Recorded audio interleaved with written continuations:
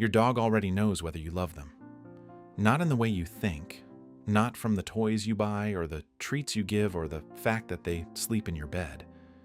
They know it the way animals have always known it, through pattern, through consistency, through the small repeated signals your body sends every single day that you don't even realize you're sending. And here's what nobody tells you. Most of those signals are sending the wrong message, not because you don't love your dog, you do, but because love that isn't communicated in a language your dog actually understands doesn't reach them. It evaporates, and your dog is left reading whatever signals are actually there instead of the ones you intended. Welcome to our channel. Subscribe right now because what we're covering today is going to permanently change the way your dog experiences you. 7 things.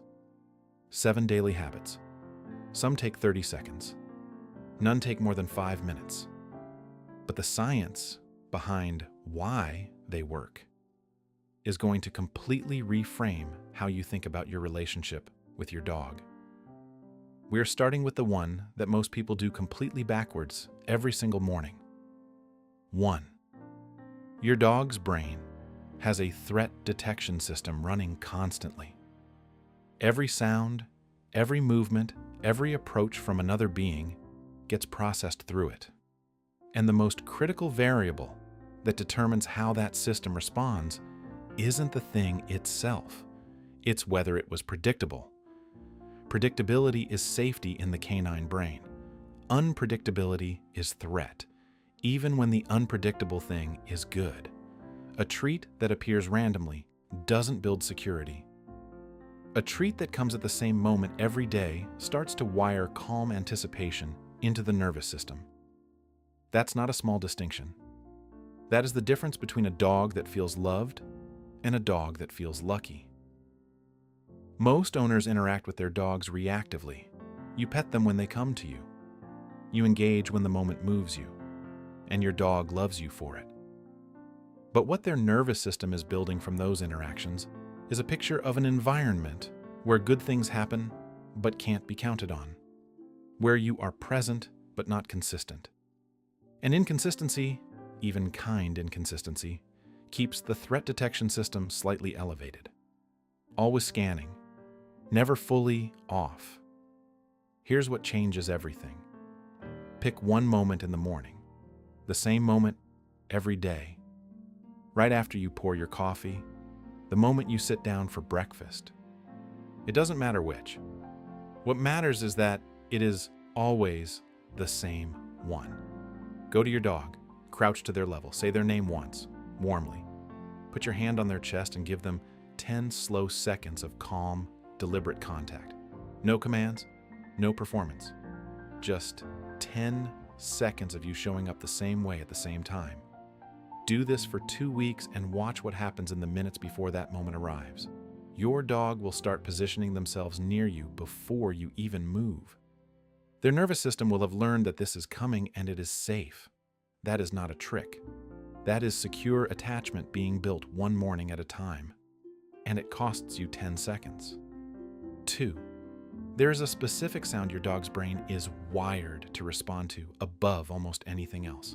Not their name, not the treat bag, your voice at rest, not excited, not commanding, not calling them for something. Your voice when it has nowhere to go and nothing to ask. The low, unhurried sound of you simply talking. Researchers studying canine auditory processing have found that dogs don't just respond to words.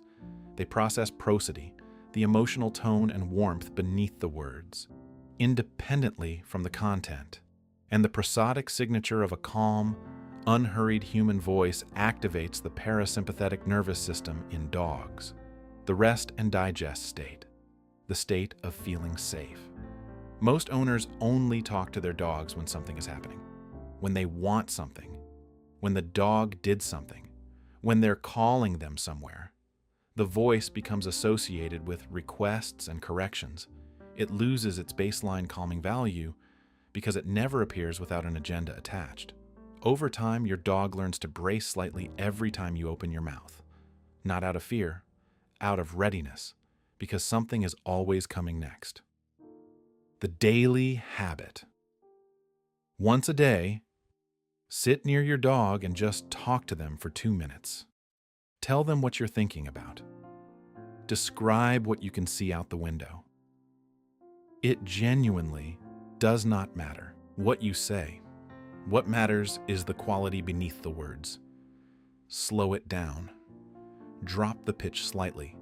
Let there be pauses. Your dog's brain is not processing your words. It is processing you. The sound of a human they trust with no tension in their voice and nothing being asked of them.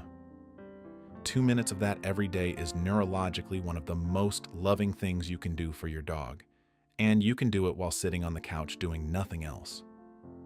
3. This one is going to make you look at your hands differently for the rest of your life. Touch between dogs in the same social group is not random.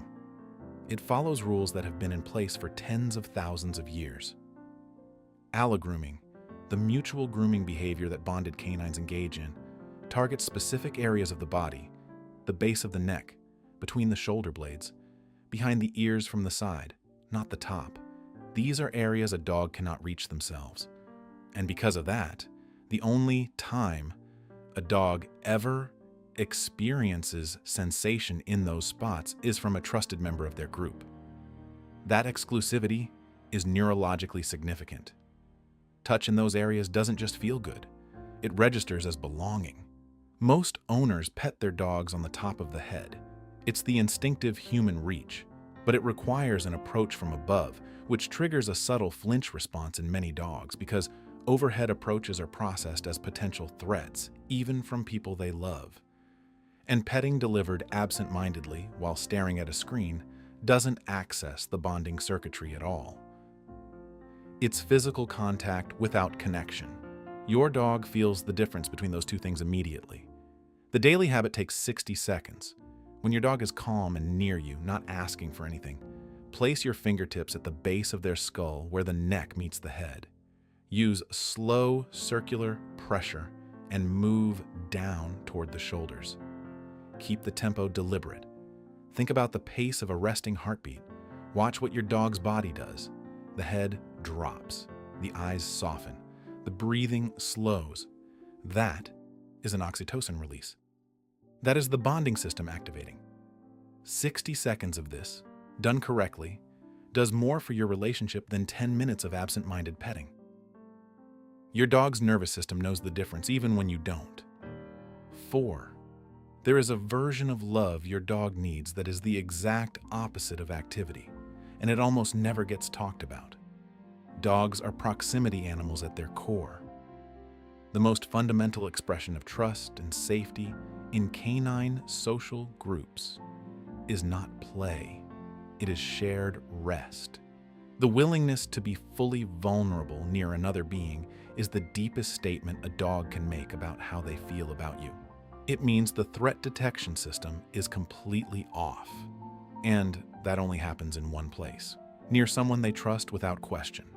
Researchers studying canine attachment have found that the mere presence of their owner, without any interaction at all, produces measurable reductions in a dog's heart rate and cortisol. You don't have to do anything, you just have to be there. Your calm, settled presence is regulating your dog's nervous system whether you realize it or not. Once a day, go to wherever your dog is resting and simply be nearby. Sit on the floor if they're on the floor.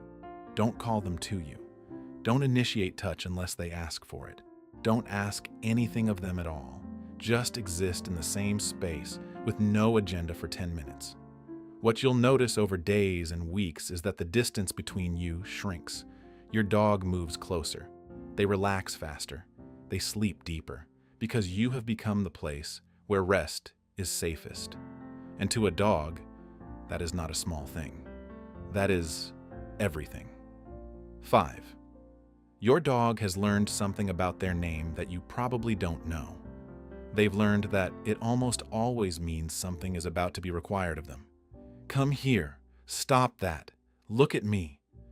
Over time, a name that appears constantly attached to commands and corrections begins to process in the brain as a low-priority signal. Something to monitor but not urgently respond to. You've watched it happen. You call their name, and they glance at you and look away. That's not stubbornness. That's a name that has lost its signal value through overuse across too many different contexts. 3 times a day, at random moments when nothing is happening and nothing is being asked, say your dog's name once. Quietly, warmly, like you're glad they exist. When they look at you, which they will, give them the most genuine, soft-eyed expression you can. No treat, no follow-up command, just their name and your face responding to them with pure positive attention. That's it. What you are doing is rebuilding the associative value of their name from the ground up, teaching their nervous system that the sound of your voice saying their name predicts one thing with perfect consistency, that you noticed them, that they matter to you right now in this moment, for no reason other than the fact that they exist. A dog whose name has been conditioned this way responds with their whole body, not just a head turn. The tail moves, the eyes soften. The whole animal orients toward you because their name has been given back its meaning, and their meaning, to you, is love. 6. Pay attention to what happens when your dog tries to tell you something and you miss it. Not the obvious things, not barking or whining. The quiet things. The soft nudge of a nose against your hand. The lean into your leg that lasts a second and then disappears. The look held just a beat too long while you were looking at your phone. Dogs communicate continuously and in detail. They read every signal you send with extraordinary precision. But the communication is not equal. Most owners are catching a fraction of what their dog is actually saying. Here's what the research tells us about what happens when dogs feel consistently heard versus consistently missed. Dogs who receive regular, accurate responses to their subtle signals show higher rates of voluntary engagement with their owners. They initiate contact more often. They check in more frequently. They try harder to communicate because trying has worked. Dogs whose signals are routinely missed gradually reduce their attempts. They stop asking because asking hasn't worked. The bond doesn't disappear, but it goes quiet in a way that's hard to recover. Once a day, give your dog 5 minutes of undivided observation. Phone down, eyes on them. Watch what they're doing, how they're moving, what they're trying to say. When they make any bid for connection, a look, a nudge, a lean, respond to it. You don't have to do anything elaborate. A word, a hand, eye contact. Just let them know the message arrived. 5 minutes a day of actually being present with your dog builds more trust over time than hours of being physically near them while your attention is elsewhere. Presence is not proximity. Your dog knows the difference. 7. We saved this one for last because it is the one that ties everything together. And it is the one that most owners either skip entirely or do without realizing how much weight it carries. Every day needs an ending, a signal, a moment that tells your dog the day is closing and they are safe and you are here. Dogs don't experience time the way we do. They don't have a concept of tomorrow or next week, but they have an extraordinarily sensitive awareness of pattern, of rhythm, of the way things consistently go. And a consistent evening ritual, the same quality of contact at the same point in the day, builds into your dog's brain a pattern of safety that accumulates over months and years into what researchers call secure attachment. The same concept studied in human infants, the same measurable effect on long-term confidence, resilience, and emotional regulation. The ritual itself doesn't need to be complicated. Sit together somewhere comfortable in the evening. Use the slow, intentional touch we described earlier. Speak to them quietly. Let them press into you if they want. Let the day close the same way it always closes. With them knowing, not just believing, knowing that the day ends with you there, that you came back, that this is where they belong. What builds between you when you do this every single evening is not just a habit. It's a history. 1,000 consecutive nights of choosing your dog at the end of the day. And dogs, more than almost any other animal on earth, understand what it means to be chosen. Not for what you do for them, not for what you provide, but for who you are to them. That is what these 7 habits build. Not a well-behaved dog, not a trained dog. A dog who knows, in their body, in their nervous system, in the only language they have for knowing anything at all, that they are loved. If this changed something for you today, share it with one person whose dog deserves to be understood. Subscribe to our channel and drop a comment telling us which of these 7 you're starting tomorrow. We read every single one.